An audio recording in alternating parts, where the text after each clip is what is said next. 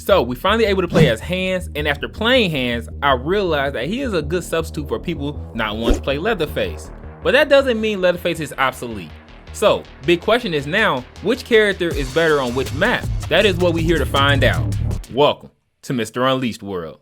Let's start with Nessie House. Hands will be my choice for this map, due to the minimum amount of tables that are spawned in the family paths and is used for victims to escape a chase. The battery is located way in the back of Nessie House. Hands can set traps on the back gate of the battery and the gate that leads you to the battery itself. If you have a hitchhiker and or cook, victims will need to carry bone scrap and multiple unlock tools to escape, which will take a lot of time and high risk of being spotted by a family member. Since the fuse box can spawn in the garage, putting a trap on the fuse box gives family time on their rotations to check it. When it's located on the balcony, a trap will slow down the tempo of a speed run. For example, even though the fuse box was open and Leland tried to rush it after shoulder charging me, the trap stopped him dead in his tracks and he needs to go find an unlock tool.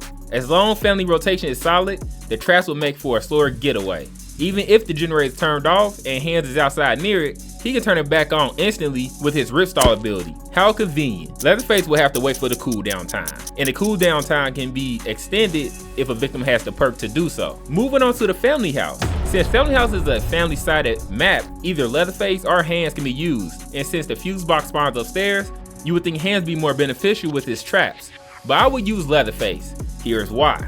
Family house have multiple doors that can be used to door slam in the family face that is given chase. Yes, you can bars those doors, but if there is enough space behind the door, victims can still use them to hide behind and you will run right past them. Plus, cutting them down with Leatherface is quicker.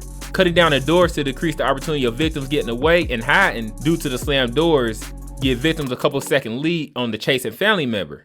Don't get me wrong, Hands can also be valuable on the map to set traps on the backyard crawl space after exiting the back door of the family house. But I'd rather have Leatherface and his chainsaw. Since the family house is a very closed-in map, having Leatherface speed while revving the chainsaw over his head is way faster in getting around the map than the speed Hands can move at. Speaking of Hands moving, remember to move that finger to one of those engagement buttons. So, what about Abandoned Mill? Who will do better, Leatherface or Hands? Since Abandoned Mill is a decent sized map, using Leatherface will be good due to endurance, but Hands may serve to be more of a problem with his ability to trap gates and removing fuses and valve handles. If you spend points on Hands' endurance, then that can make up for the lack of endurance that comes natural to Leatherface. What makes Hands so useful on Abandoned Mill has to do with the valve tank. The valve tank has some inconvenient spawn points. One is in the mill on the top floor, and the other spot is in the overgrown area where victims initially escape from the basement. Using Hands' ability to remove the valve tank or fuse makes it that much harder for a victim to escape after activating either trap. So, Slaughterhouse is a fair map,